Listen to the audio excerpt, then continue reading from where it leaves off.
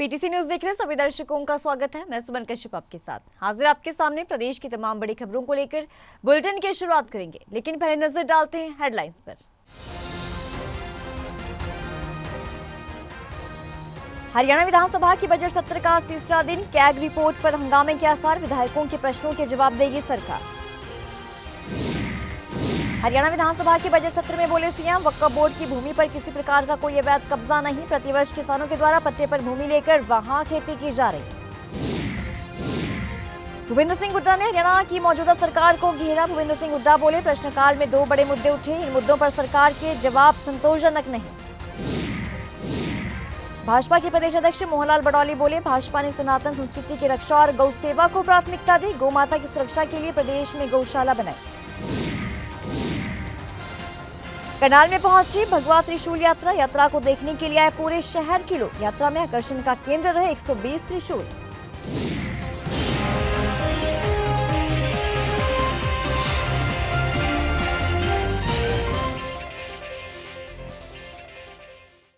मुख्यमंत्री नायब सिंह सैनी ने विधानसभा में बजट सत्र के दौरान विधायक भारत भूषण बत्रा द्वारा पूछे गए एक प्रश्न के उत्तर के संबंध में ये कहा कि रोहतक गोहाना सड़क स्थित पीर बोधी जगह पर वक्फ बोर्ड की भूमि पर किसी प्रकार का कोई भी अवैध कब्जा नहीं है। वहां पर किसानों के द्वारा पट्टे पर भूमि लेकर खेती की जा रही है। उन्होंने कहा कि इस जगह पर पट्टे धारकों द्वारा खेती बाड़ी के लिए उबड़ खाबड़ भूमि को समतल किया गया है। आज भी प्रतिवर्ष किसानों द्वारा पट्टे पर भूमि लेकर वहां पर खेती की जा रही है। इस पर कोई अवैध कब्जा नहीं है। मुख्यमंत्री ने सदन को आश्वस्त किया है कि अगर सदस्य को कोई और जानकारी भी चाहिए तो वो भी उपलब्ध करवा दी जाएगी। लैंड की बात हो रही है, वक्फ बोर्ड की लैंड है और ये 1 अगस्त 2003 ये वक्फ बोर्ड की संपत्ति है और वहां पर किसान पट्टे पर लेकर के इस भूमि को वो अपनी फसल करता है इस भूमि के ऊपर। और इसमें से जैसा अभी मंत्री जी ने बताया, एक नाला निकाला है इसके बीच से और उसमें पानी नहीं था, वो उबड़ खाबड़ लैंड थी, उसको समतल किया उन्होंने।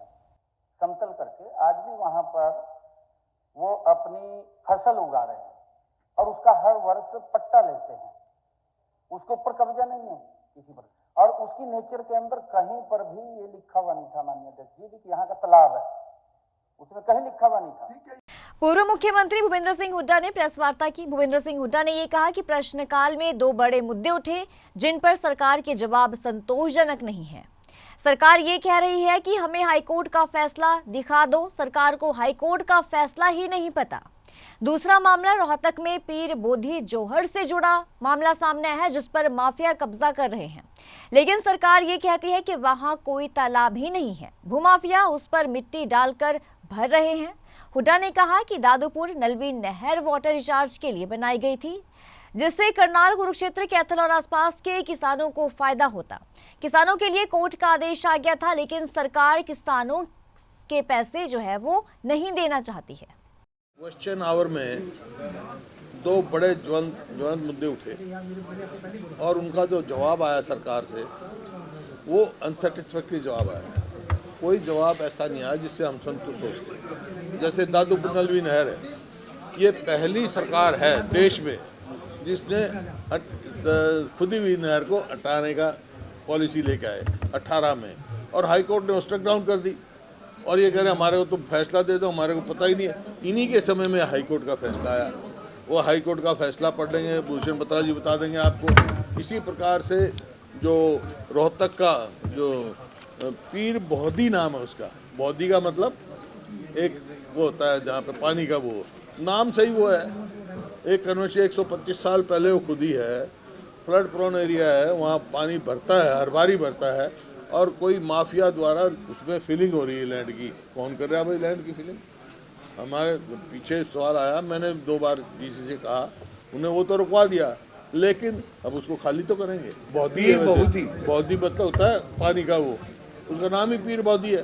पीर की वो थी वो हाँ मजार थी, फिर कब्रिस्तान था और वो बौधी थी। वहाँ बौधी खोदी गई थी 125 साल पहले अंग्रेजों के टाइम में, क्योंकि बड़ा भारी अकाल पड़ा था यहाँ, तो लोगों को काम देने के लिए ये खोदा गया था।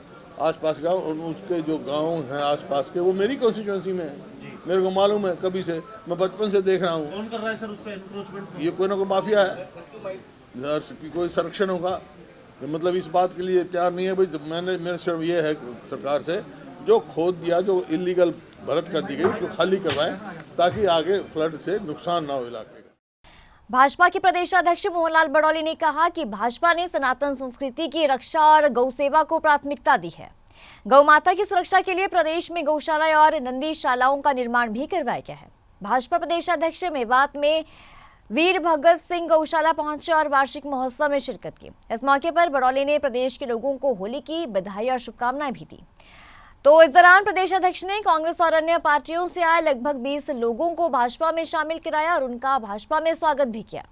भाजपा प्रदेशाध्यक्ष मोहनलाल बड़ौली ने ये कहा कि भाजपा सरकार गौ सेवा के लिए समर्पित है। उन्होंने ये कहा कि 2014-15 में हरियाणा गौ सेवा आयोग के लिए केवल 2 करोड़ रुपए का ही बजट था। हरियाणा की देवतुल्य जनता ने भाजपा की सरकार बनाई और हमारी सरकार ने बजट को बढ़ाकर 510 करोड़ रुपए कर दिया। मेवात की भूमि पर कीरा गांव की जो गौशाला भगत सिंह गौशाला में जो आयोजन हुआ है, और ये वार्षिक आयोजन है, प्रत्येक वर्ष होता है।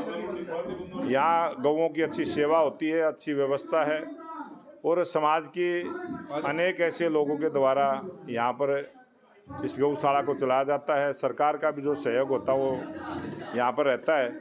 कुछ विकास के कामों की यहाँ आवश्यकता थी, उनको हम सरकार के माध्यम से पूरा करवाने का काम करेंगे। और यहाँ पर जिस प्रकार से एक समाज के अंदर गौ सेवा की जो भावना है, उसके अनुसार यहाँ काम होता रहे, इस बात की निवेदन प्रार्थना आज यहाँ लोगों से हमने की। कपड़ा दुकान की सेल्समैन की मौत उस वक्त हुई जब वो रेलवे लाइन पार कर रहा था, जिसके चलते उसकी मौके पर ही मौत हो गई। इस घटना की सूचना मिलते ही जेआरपी पुलिस मौके पर पहुंची और जांच में जुट गई है। जेआरपी पुलिस ने मृतक के भाई के बयान पर इत्तेफाकिया कार्रवाई करते हुए शव का पोस्टमार्टम करवाकर परिजनों को सौंप दिया। मृतक की पहचान भिवानी के आजाद नगर निवासी करीब 40 वर्षीय उमाशंकर के रूप में हुई है। तो मृतक के परिजनों ने कहा कि उमाशंकर कपड़े की दुकान में सेल्समैन की नौकरी करता था। वहीं उमाशंकर को 2 बच्चे भी हैं और जिसका पालन पोषण वो कर रहा था। तो वही उमाशंकर के 2 भाई हैं। हादसा उस समय हुआ जब वो भिवानी के जैन मुनि आश्रम के पास रेलवे लाइन पार कर रहा था। इस दौरान उमाशंकर ट्रेन की चपेट में आ गया, जिसके चलते उसकी मौके पर ही मौत हो गई। भिवानी में हमारे को प्राप्त हुई थी कि 1 मैन जो है रन ओवर हो गया है रेलगाड़ी से। तो उस पर 194 BNS की कार्रवाई के लिए मैं अपने स्टाफ सहित मौका पर पहुंची थी। जो मृतक है उसका नाम उमाशंकर सन ऑफ हीरालाल है और फिलहाल आज़ाद नगर भिवानी में रहता है, अपने परिवार सहित शादीशुदा है, 2 बच्चे हैं और रेलगाड़ी की चपेट में आने से जो है मौत होना मालूम हुई है। काम क्या करते हैं? काम तो किसी दुकान पर जो है कपड़े वगैरह के सेल्समैन के उस पर लगे हुए हैं। दक्षिणी हरियाणा के अंतिम छोर पर बसे महेंद्रगढ़ जिले के लोगों का मुख्य व्यवसाय खेतीबाड़ी है। यहाँ का किसान खेतीबाड़ी कर अपना जीवन जीता है। यहाँ के किसानों का खेतीबाड़ी में मुख्य आकर्षण गेहूं, चना, सरसों और बाजरे की पैदावार पर रहता है। इस बार किसानों ने गेहूं और सरसों की फसल की बिजाई की है। सरसों की फसल की कटाई शुरू हो चुकी है और इस बार बम्पर पैदावार होने की उम्मीद भी है। देखिए रिपोर्ट।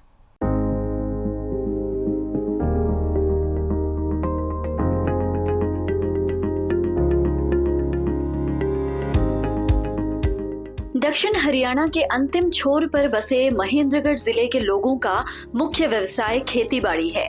यहाँ का किसान खेतीबाड़ी कर अपना जीवन व्यतीत करता है। किसानों का खेतीबाड़ी में मुख्य आकर्षण है गेहूं, चना, सरसों और बाजरे की पैदावार। इस बार किसानों ने गेहूं और सरसों की फसल की बिजाई की है। सरसों की फसल की कटाई शुरू हो चुकी है और इस बार बम्पर पैदावार होने की उम्मीद है। दरअसल यहाँ का किसान खेती-बाड़ी कर अपना जीवन व्यतीत करता है। जैसे कि हमने बताया, किसान के यहाँ अगर फसल की पैदावार अच्छी है तो यहाँ का किसान बच्चों की पढ़ाई, विवाह शादी का खर्चा और मकान आदि पर अच्छे पैसे खर्च करता है। और अगर फसल कमजोर होती है तो किसान मायूस हो जाता है और इन सभी पर खर्च नहीं कर पाता। लेकिन इस बार पीले सोने के नाम से जाने जाने वाली सरसों की फसल को लेकर किसानों को अच्छी उम्मीद है। कहीं कहीं बरसात और ओलावृष्टि के कारण इस फसल में हालांकि नुकसान भी हुआ है। सरसों की फसल की कटाई शुरू हो चुकी है। खेतों में किसान अपनी फसल काटने में जुटा हुआ है।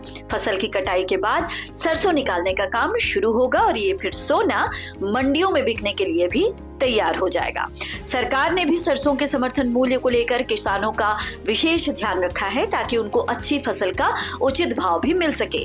किसानों का कहना है कि इस बार सरसों की पैदावार अच्छी हुई है और उन्हें उम्मीद है कि जब वो अपनी फसल मंडी में लेकर जाएंगे तो उन्हें समर्थन मूल्य का अच्छा भाव मिलेगा। किसानों ने सरकार की योजनाओं और सरकार के लगाव को लेकर उनका आभार भी जताया है। तो वहीं कुछ ने बरसात से खराब हुई फसल को लेकर मुआवजा देने की मांग भी सरकार से की है। सुनिए। अब की बार हमारी सरसों की फसल बहुत अच्छी पैदावार होगी क्योंकि फसल में कोई नुकसान नहीं हुआ। बारिश की वजह से अच्छी फसल है और कटाई का काम चल रहा है। हम सरसों निकाल के मंडी में लेके जाएंगे जब हरियाणा सरकार से यही गो है अच्छे भाव मिले। सरकार ने हमें अधिक से अधिक भाव मिले बेचे हैं। मैं ज़मींदार आदमी हूँ जी और ज़मींदारी करता हूँ। अब की बार फसल अच्छी है लेकिन थोड़ा हक बरसात होने के कारण और थोड़ी ही ख़राब हो गई तो हम इस पर निर्भर हैं। हमने सरसों की फसल करी है जी और सरसों के इसी में हमारा गुजारा चलता है। बच्चों को पढ़ाई लिखाई सब काम इसी पे करते हैं। ज़मींदार आदमी है सर। तो देखो हमसे यही है कि गवर्नमेंट से कोई सहायता भी दी जाए और इससे अच्छे मुआवजा भी दिया जाए। देखो जी फसल का जो नुकसान है तो सरकार देखिए। हम सरकार ये है जी जो है ज़मींदार आदमी की फसल जो ख़राब हो गई तो उसके राहत मिल जाए उससे तो थोड़ा हक हमारा भी काम चल जाएगा और मूल्य देखो ज़मींदार तो इस पर निर्भर करता है। कृषि विभाग के सहायक पौधारोपण अधिकारी हरपाल सिंह बताते हैं कि इस बार महेंद्रगढ़ जिले में सरसों की बिजाई 2,60,000 एकड़ में की गई है, जबकि गेहूं की बिजाई 75,000 एकड़ और चने की बिजाई 17,500 एकड़ में की गई है। हरपाल सिंह ने जानकारी देते हुए आगे बताया कि 28 फरवरी और 1 मार्च को महेंद्रगढ़ जिले के कुछ इलाकों में ओलावृष्टि हुई थी जिसकी गिरदावरी का काम भी जारी है। जैसे ही रिपोर्ट आएगी सरकार को भेज दी जाएगी। साथ में उन्होंने ये भी जोड़ा कि इस बार सरसों की बम्पर पैदावार होने की उम्मीद है। कटाई का काम चल रहा है और कटाई के काम के बाद सरसों मंडियों में आनी शुरू हो जाएगी। जिला महेंद्रगढ़ के रबी 2024-25 में सरसों के अंदर 2,60,000 एकड़, गेहूं में 75,000 एकड़, चने में 17,500 एकड़ में फसल खड़ी है। मैं बता दूं यहाँ पर 28 फरवरी 1 मार्च के आसपास ओलावृष्टि हुई थी लेकिन उसकी गिरदावरी जारी है। जैसे ही रिपोर्ट आएगी उच्च अधिकारियों को भेज दी जाएगी। वो फसल में कटाई शुरुआत हो चुकी है और बहुत ही जल्दी मार्केट में आने की संभावना है। क्या मानते कितने के आसपास लॉस होगा? हमारे ज़िले में फसल अभी बहुत अच्छी कंडीशन में खड़ी है। आशा है कि ज़्यादा नुकसान नहीं हुआ होगा और फसल बहुत अच्छी खड़ी है।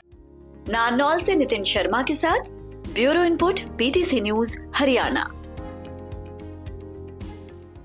भाजपा नेता को जान से मारने की नियत से गोली चलाने के आरोप में पुलिस ने 3 आरोपियों को काबू कर लिया है। आपसी रंजिश के चलते आरोपियों ने झगड़े के दौरान गोली मारी थी। महिला गोली के छर्रे लगने से घायल भी हुई थी। आरोपियों से वारदात में प्रयोग पिस्तौल 315 बोर बरामद किया गया है। तो पकड़े गए 2 आरोपियों पर पहले भी हत्या के प्रयास, लड़ाई झगड़ा करने और शस्त्र अधिनियम के तहत जो है वो कई मामले दर्ज है। डीएसपी संजय कुमार ने इस मामले को लेकर जानकारी दी है। सुनिए क्या कुछ कहा। लेडीज है एक रचना, ये इसका रुक्का हमारे पास पुलिस को प्राप्त हुआ था जिसपे इनके रचना का जो बेटा है उन्होंने हमारे को कंप्लेंट दी थी जिसपे मुकदमा दर्ज हुआ था जी। और ये प्रवीण और अमरजीत और अंशु के खिलाफ मुकदमा दर्ज हुआ और 3-4 लड़के इसमें अन्य लिखवाए गए, जिसमें से प्रवीण को जो अंशु के पिताजी है और अंशु को और अमरजीत को पुलिस ने अरेस्ट कर लिया है और इनका 1 दिन का पुलिस रिमांड लिया गया जो माननीय अदालत से मंजूर हुआ। 1 दिन का रिमांड। आगे की इन्वेस्टिगेशन में जो भी सामने आएगा आपको। झगड़े की वजह इसमें कोई यहाँ करियाना स्टोर है इनके मकान के पास ही, वहाँ ही अंशु लड़का बैठा हुआ था और इसने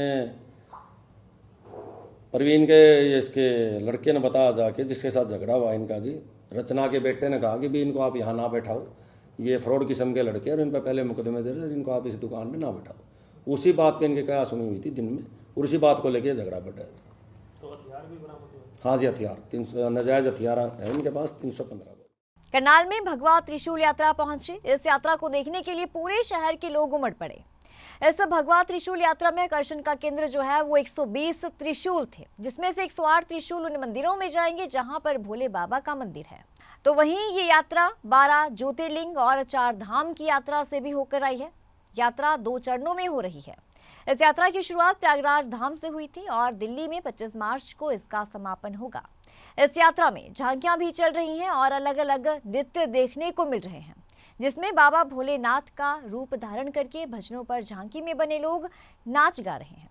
ये यात्रा करनाल के नमस्ते चौक पर पहुंचे, जहां पर इसका जोरदार स्वागत किया गया। 120 त्रिशूल के आगे लोग माथा टेककर दर्शन कर रहे थे। इस यात्रा के जरिए सनातन धर्म को और मजबूत बनाने का प्रयास जो है वो किया जा रहा है। भाई साहब, पहले तो मैं करनाल की जितनी भी जनता है सभी का धन्यवाद आपके चैनल के माध्यम से करना चाहूँगा। देखो, जो ये भव्य भगवा त्रिशूल यात्रा है, ये हमारे लगभग पूरे देश की यात्रा करने के बाद, पूरे ज्योतिर्लिंगों की यात्रा करने के बाद, पूरे धामों की यात्रा करने के बाद आज करनाल में पहुंची है। करनाल में पहुंचने पर हर हिंदू का और हर व्यक्ति का धर्म भी बनता था, कर्तव्य भी बनता था इसका स्वागत करने का और अपना सर नतमस्तक करने का, भोले बाबा के त्रिशूलों के नीचे अपना सर झुकाने का।